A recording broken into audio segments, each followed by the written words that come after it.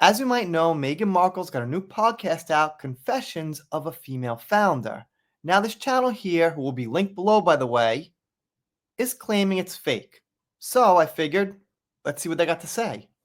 Meghan Markle has launched another groundbreaking podcast, Confessions of a Female Founder. And guess what? It's about as genuine as her British accent in Suits. Spoiler alert, it's not even recorded in person. That's right, not even in person. How do we know? Oh, just a minor Instagram story mishap by guest Hannah Mendoza, the co-founder of Clever Blends and Meghan's first ever private investment. Mendoza uploaded a behind-the-scenes reel, proudly showing off the glamorous podcasting setup, her at home, plopped in front of a laptop, casually recording from 11:30 a.m. to 1 p.m. What an exhausting 90 minutes of virtual girl bossing. Oops, cat's out of the bag. Now, on my actual thumbnail there, I have her hugging Jamie Kern. So it appears they were in the same room at some point. But let's keep going, just trying to think fairly. This podcast is less confessions and more confessionally lazy. Markle isn't even interviewing her guests live. Just like her Spotify archetypes disaster, her team does the legwork. Then she swoops in post-production to sprinkle in her dulcet tones via voiceover. Add a dash of pre-written PR fluff, a generous helping of guest compliments inserted by her squad, and voila! That's less authentic conversation and more one-woman marketing campaign. Hannah's episode proves it. It starts with how hard it was to fit in during her school years in Buckinghamshire, boo-hoo. Then she fast-forwards to watching the OC, randomly flying to California, and living in a kombucha commune full of armpit hair and spiritual sing-alongs. Of course, Meghan jumps in, not to dive into entrepreneurship, but to make it about herself. I mean, I'm not saying I doubt this.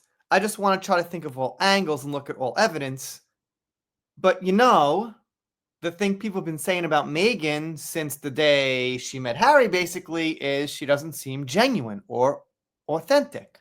So, that would lead me to believe this could be true, since that would explain why she seems so robotic and not genuine. She reminisces about flying into LAX and hearing Joni Mitchell in her head. It's not a Meghan moment without shoehorning a personal anecdote that screams, "Look how deep in LA I am." You'd think a podcast titled Confessions of a Female Founder might focus on how to found something, build a business, face adversity in male-dominated industries. Nope. It's mostly Meghan nodding along virtually, then inserting voiceover lines that make sure everyone knows how hard her life has been too. You felt misunderstood in high school? Wow. So did I, soul sisters. And who are the guests? Businesswomen who just happen to be people she's invested in. Convenient. So now it's not just a podcast, it's a stealth promo tour for Markle-backed brands. IRS, you keeping tabs on this?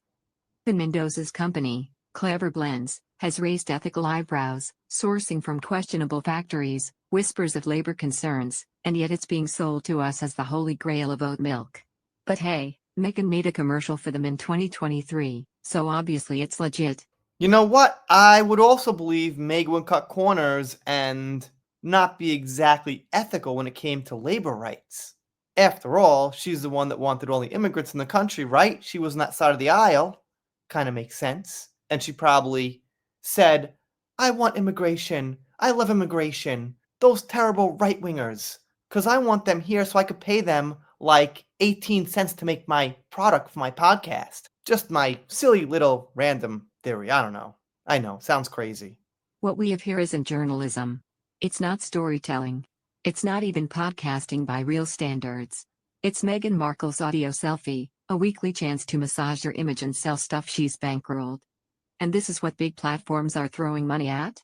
A podcast that barely cracks the charts, where the host can't be bothered to even zoom into a live call. The biggest podcast of her career? Meghan Markle is to podcasting what Velcro is to haute couture, cheap, convenient, and it makes a lot of noise when you try to tear it off. So next time someone calls Meghan a hard-working entrepreneur, just remember, her guest record alone, her interviews are pre-scripted, her content is self-promotional, and she's already done this Spotify scam once. So I often get the who cares and why do you care comment. There's always that team of people, even people watching videos for other topics and things, not just my channel, every channel by the way, And the reason some people care about certain things that seems like you shouldn't care is because we're calling out good and bad work ethics. If you tell people, impressionable people, by the way, like, I don't know, teens or young people, that you're working hard and making this money, but you're actually pre recording things and cutting every single possible corner with your husband's money, it doesn't set a good example for society. It's not exactly a crime, but it's bad. It creates people who want to do the same thing, leech off other people, and take people for fools. That's why people care, because it's a negative thing in society. That's not my opinion, that's objective. The better example would be to actually work hard and show people you're working hard with the best proof you possibly can, not just by saying it. Anyway, let me know what you think in the comments. If you're not subscribed here, consider it. If you don't, I'll be sad, but I'll get over it. See you next time.